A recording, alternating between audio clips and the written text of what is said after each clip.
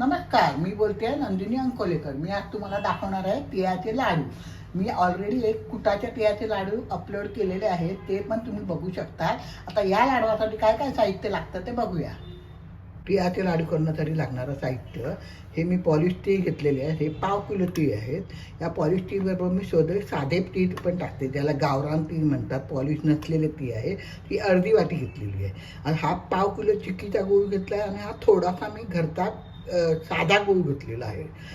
2 tablespoon सुकं खोबरं किसून भाजून घेतलेलं आहे.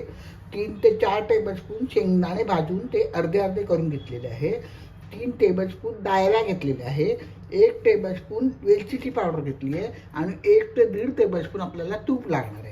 तर सुरुवातीला आपण पहिल्यांदा हे दोन्ही मिक्स करून मंद गॅसवरती साधारणपणे 5 ते 10 मिनटं भाजून घ्यायचं आहे. चला तर आता आपण गॅसकडे जाऊया आणि भाजून चालू करून मी कढई तापत ठेवलेली आहे. आता आपण पहिल्यांदा तीळ भाजून घेऊया. हे मी पॉलिश तीळ घालते आणि ह्याच्यातच हे पण तीळ घालते, कारण पॉलिश तीळला तेवढी चव नसते तेवढी ह्या तिळाला चव असते, म्हणून मी दोन्ही मिक्स करते. तुमच्याकडे जर एक कोणतेही असतील तर तुम्ही एकाचे पण करू शकता, किंवा पॉलिश तीळ पाहिजे तसं काही नाही. मुंबईच्या बाहेर मला असं वाटतं की पॉलिश तीळ मिळतातच असं की नाही माहिती नाही मला, पण तर तुम्ही एका तीळीचे कुठल्याही करू शकता. फक्त पॉलिश तीळने लाडू जरा छान सॉफ्ट दिसतात म्हणून ते आपल्याला आवडतात.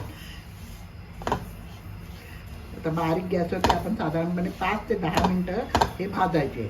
आणि ज्यांना समजत नसेल की ती भाजायचे कसे, तर त्यांनी पहिल्यांदा हा दाणा तोंडात टाकून बघा आणि 5 मिनिटांनी परत दुसरा दाणा तोंडात टाकून बघा. जर तो खमंग लागला तर तुमच्या लक्षात येईल की आपलं ती भाजल्या गेलेत की नाही. कारण नवीन शिकणाऱ्या मुलींना कळत नाही तर किती भाजायची आणि कसे भाजायचे ते. त्याच्यासाठी मी तुम्हाला ही ट्रिक सांगते.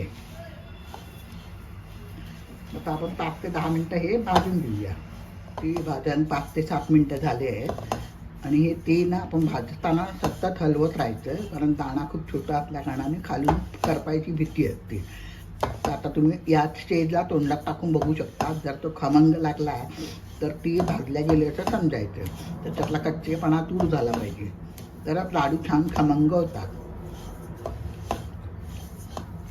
चांगले खमंग भाजल्या गेले आहेत. आता त्याच्यात मी भाजलेलं सुकं खोबरं आहे. जर भाजलेलं नसेल तर तुम्ही वेगळं भाजून घ्या.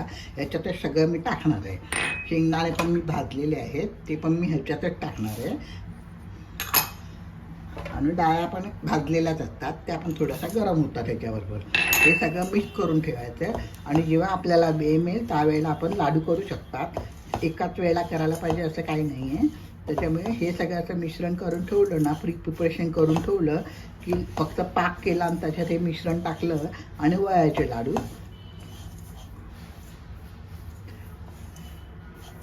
आता आपण पाक करायला घेऊया. काढून घेतलाय मी एका भांड्यामध्ये, छान खमंग भाजल्या गेलेला आहे. आता या कढईमध्ये मी गूळ टाकणार आहे.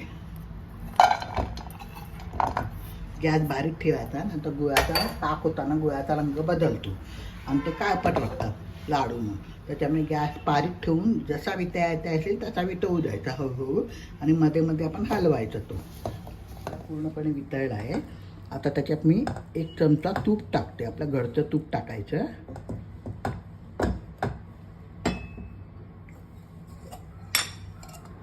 1 टीस्पून तूप टाकते.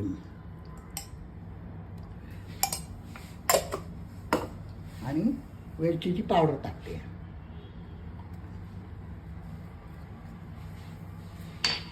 सगळं नीट मिक्स करूया.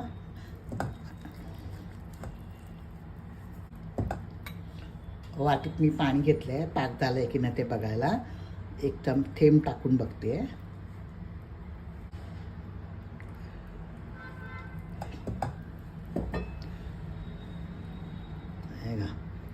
चांगलं कडक झालं आहे.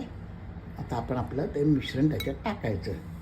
सगळं मिक्स केलेलं भाजलेलं आहे ते एका हाताने ढवळत जायचं आणि एका हाताने टाकत जायचं.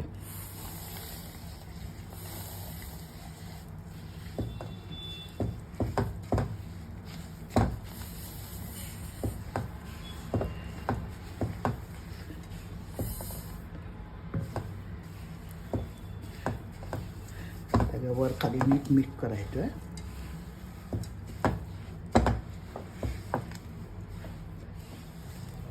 गॅस बंद करते आणि 1-2 मिनटं थांबायचं, कारण खूपच गरम असतात त्यामुळे हाताला खूप चटके बसतात आणि हाताला तूप लावून लाडू वळायची.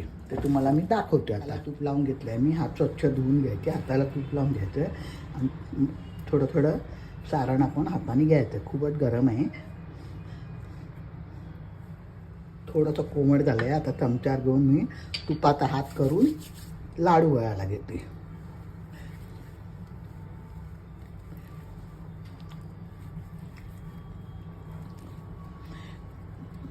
जास्त थंड झालं तर परत आपण थोडंसं गॅसवरती, बारीक गॅसवरती कढई ठेवायची. गरम होतं मग ते परत वळायला बरे पडतात.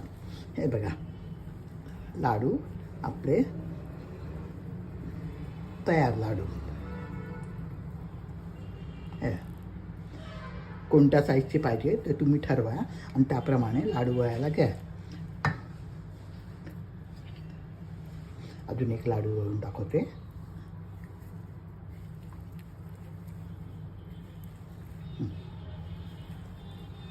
चांगला गोल आकार द्यायचा. गरम असताना तो गोल आकार होतो, नाहीतर मग वाकडे तिकडे धुतात.